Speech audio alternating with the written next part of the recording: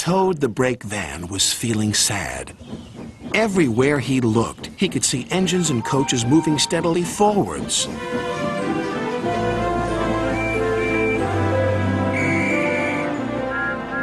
They all looked confident and cheerful.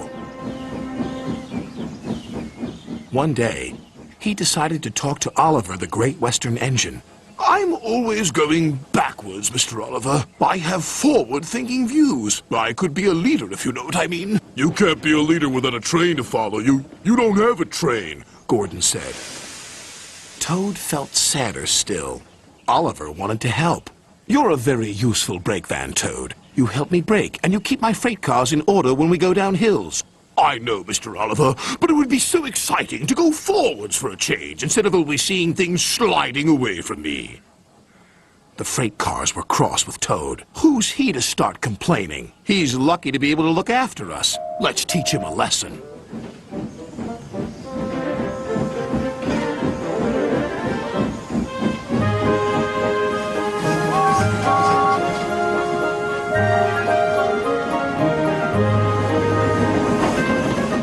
The freight cars decided to carry out their plan when they reached Gordon's Hill.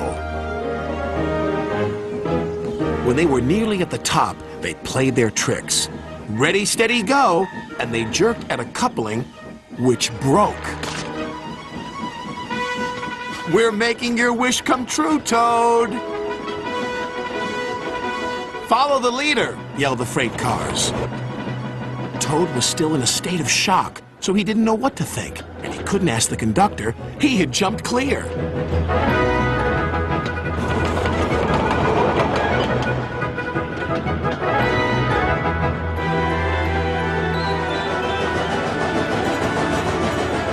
Faster, faster, as fast as you want, screamed the freight cars.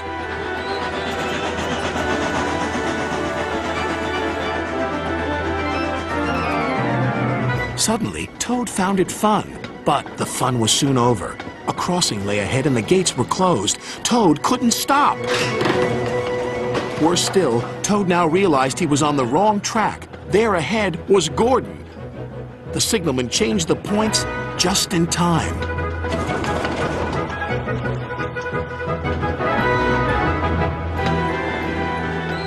On, faster, cried the freight cars.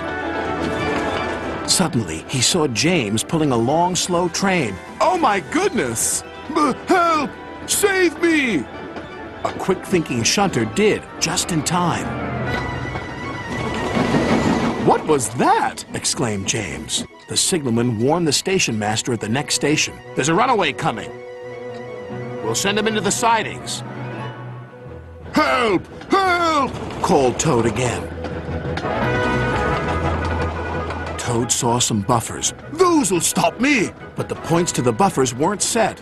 No! I'm back on the main line! Meanwhile, Oliver was racing to the rescue.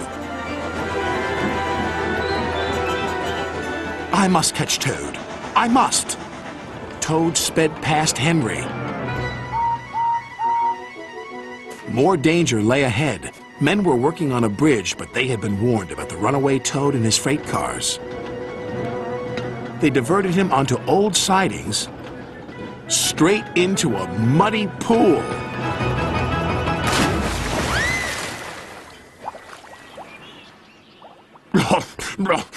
Stopped at last.